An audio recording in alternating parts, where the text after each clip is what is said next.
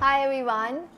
If you are a student studying thousands of pages but to realize that you only remember 20% or maybe sometimes in the middle of the night you have certain questions but you have no one to ask those questions to, or maybe you want to test yourself or want to ask a very specific kind of question, or you want to study in a certain way but your teacher is not able to teach you in that way, then AI can help you.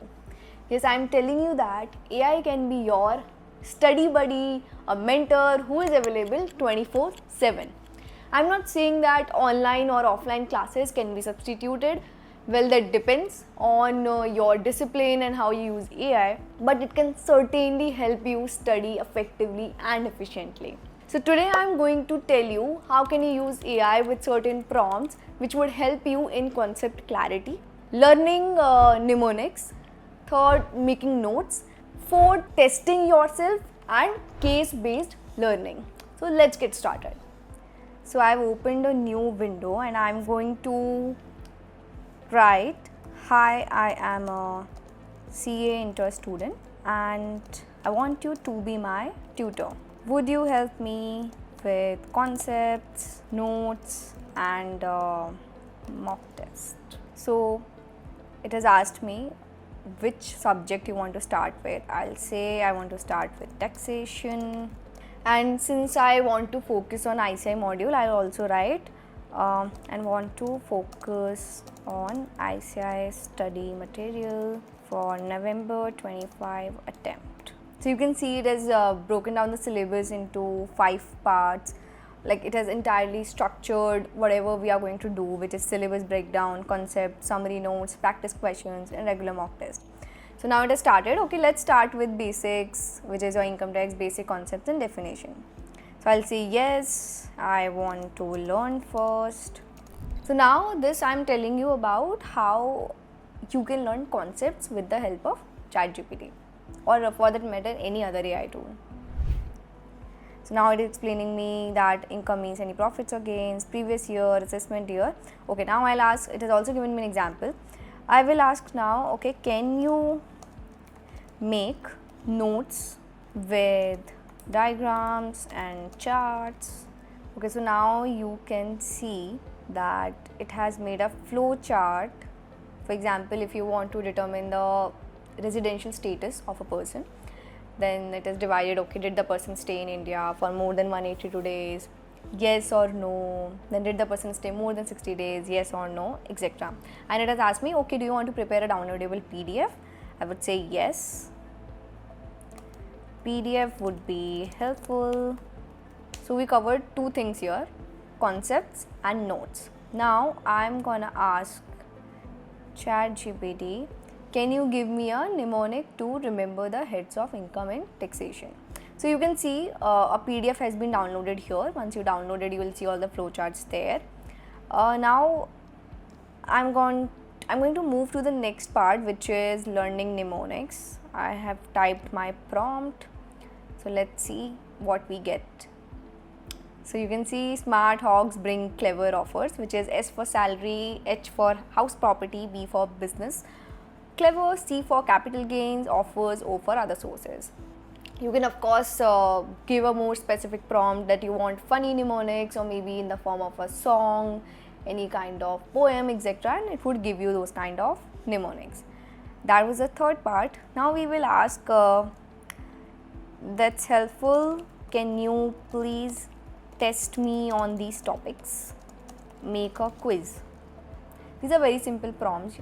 It's not that you want to have like a PDF wherein a specific type of prompt is needed for getting a certain kind of output. It's not like that.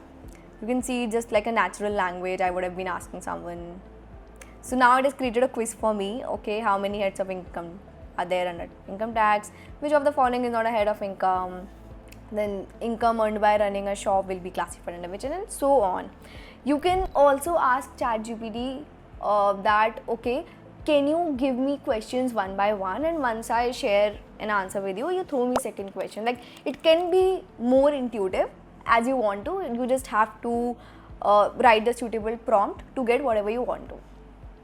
Now let's say if I want to do case-based learning, so I'll show you how things would look.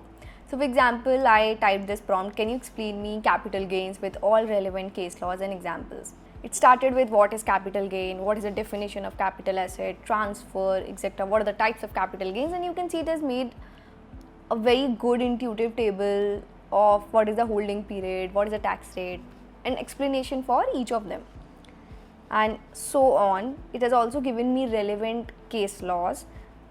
It has also given me an example which is so cool, and it is asking me, do you want me to prepare detailed notes or maybe do some practice questions. So let's say if I want to learn about this case law, which is CIT versus Raj Kanta Basu, can you explain me this case law in detail?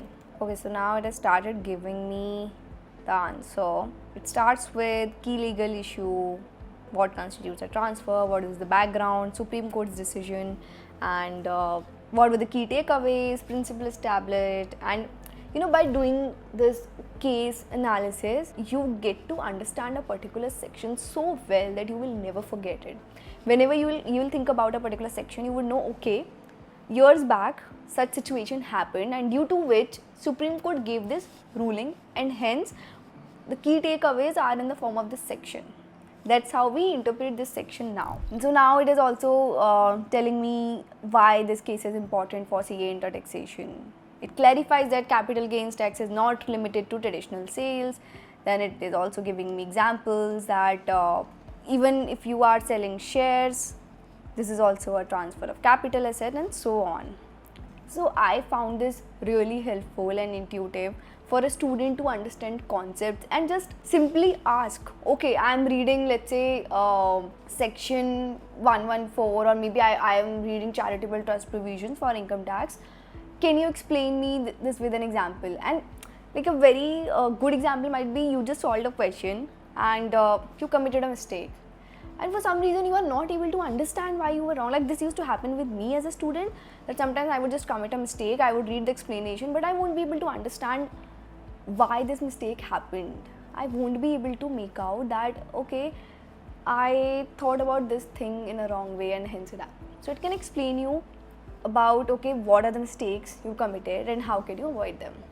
Having said that, you should always verify the information that it is giving you. Although now the information is updated, but you should always make your checks and use it more as your study buddy, as a tutor, while also verifying the key information, which is some of the sections, some of the limits, some of the penalties. And other than CA as well, anything that you are learning from ChatGPT or any other AI tool, you should of course verify at times to be sure that you are not learning the wrong things. Although there are rare chances that it would happen, I have found it to be really helpful. Hope this video was helpful. As I come across more AI tools that you can use to study, I'll make more videos. Thanks a lot for watching. See you. Bye bye.